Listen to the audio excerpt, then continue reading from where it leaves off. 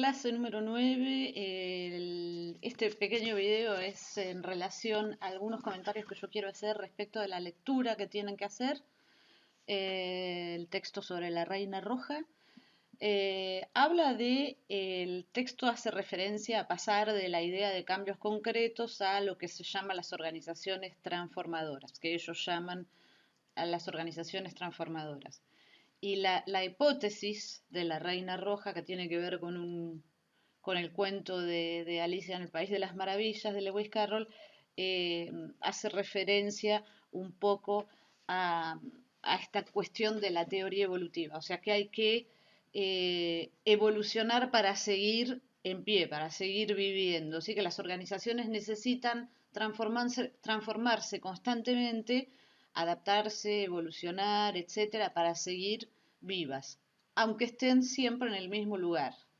Es decir, que no haya cambios trascendentales o profundos, sino que se va evolucionando en relación al entorno en alguna medida, y es un poco la ley de la vida, ¿sí? Las organizaciones sobreviven un poco por eso, porque si no estaríamos con las mismas organizaciones y la misma estructura organizacional, por ejemplo, de la administración del Estado, etcétera, del medioevo.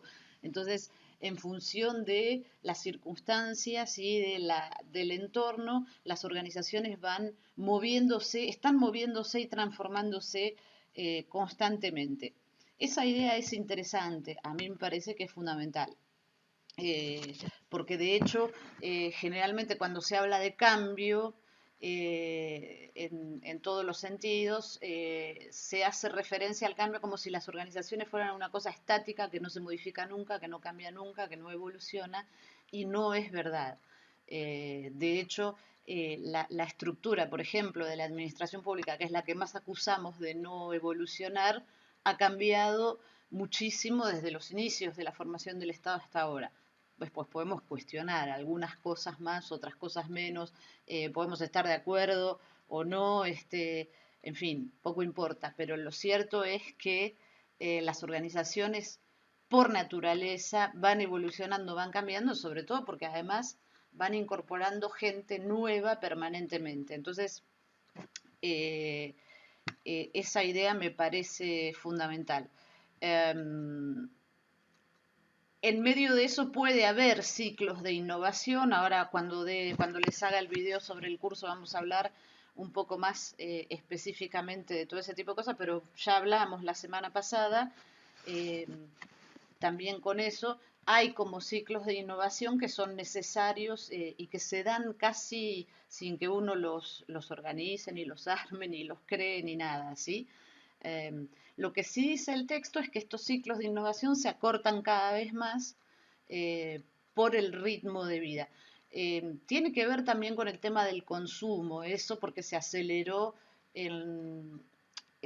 con el tiempo la perspectiva consumista, digamos, el ejemplo más claro que se me ocurre, mi papá, que falleció ya hace 10 años, tenía un ventilador chiquitito que le habían regalado cuando él se casó. Y que siempre decía, él lo usaba en realidad no como ventilador porque no era necesariamente, era muy chiquito, pero sí lo utilizaba para prender el fuego cuando hacía asado. Lo tenía en el quincho de su casa y con eso lo prendía y prendía el fuego para hacer el asado. Y él siempre decía que la diferencia entre ese ventilador y los que se podían comprar más en la actualidad, digamos, en nuestro presente, era que ese ventilador seguía funcionando porque había sido elaborado y construido y diseñado para durar, y que ahora las cosas están diseñadas y elaboradas y construidas para que no duren, para que al cabo de algunos años tengamos que comprar una nueva, ¿sí? Y eso es cierto. De hecho, mi papá, como les dije, falleció hace unos cuantos años ya, pero el ventilador sigue existiendo y ahora lo usan mi marido y mi cuñado para hacer lo mismo que hacía mi papá, que es prender el fuego del asado. Entonces, esa idea también me pareció interesante. Eh, Hay algunas cuestiones eh, que a mí me gustaría por ahí discutir del texto. Una de las cosas que dice es que esta paradoja de que evolucionamos pero nunca nos movemos del mismo lugar se puede superar, dicen ellos, a través de la transformación, porque el texto dice que hay que ir hacia la idea de organización transformadora, y ahí es donde por ahí algunas cosas se complican.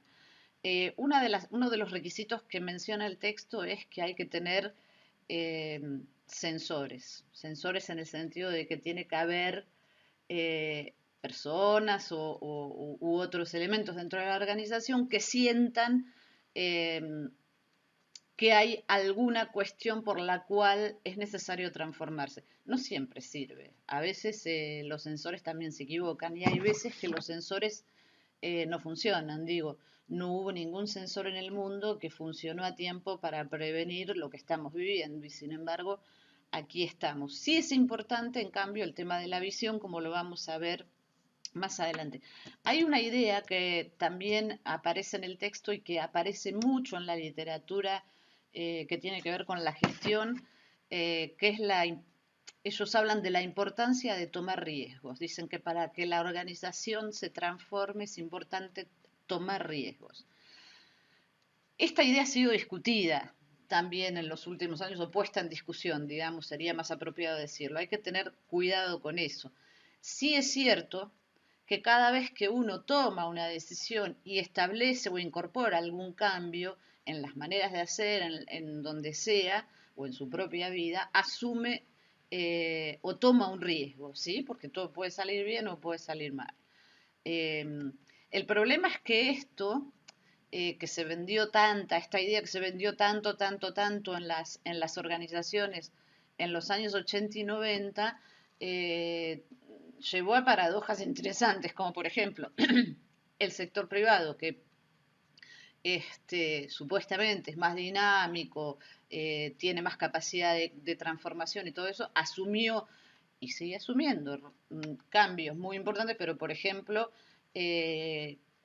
riesgos, perdón, no cambios, riesgos muy importantes, pero cuando el riesgo considerado o asumido va más allá de lo que habían previsto, siempre recaen en el Estado para que los ayude a salir y esa no es la idea, precisamente, ¿no?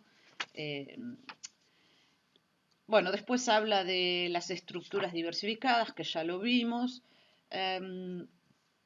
Hace referencia también a una cosa que yo les dejo para discutir o inclusive si quieren expresarse cuando la lean, pero hacen referencia a las cuestiones, dicen que es importante la formación intuitiva. Yo, la verdad, sinceramente les digo, no sé lo que es la formación intuitiva, y esto también lo han visto, aparece mucho en la literatura que tiene que ver con la gestión, cosas raras, conceptos que cuando los analizamos o nos ponemos a pensar cómo se traducen en la realidad, nos quedan algunas dudas. Sí, lo del trabajo colaborativo, que ya lo vimos, y también ponen el acento en la idea de centrarse mucho en las emociones, que también sí es importante tener en cuenta el tema de las emociones. Hay toda una teoría desarrollada, un montón de teorías desarrolladas que tienen que ver con esto,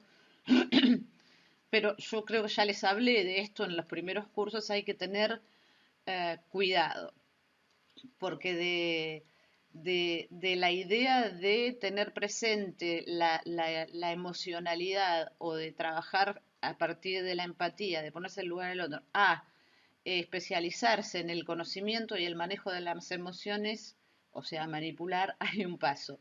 Y, y no es necesariamente lo más oportuno. Eran los comentarios que yo quería hacer, en las precisiones. Después ustedes tienen el texto y por supuesto lo van a leer.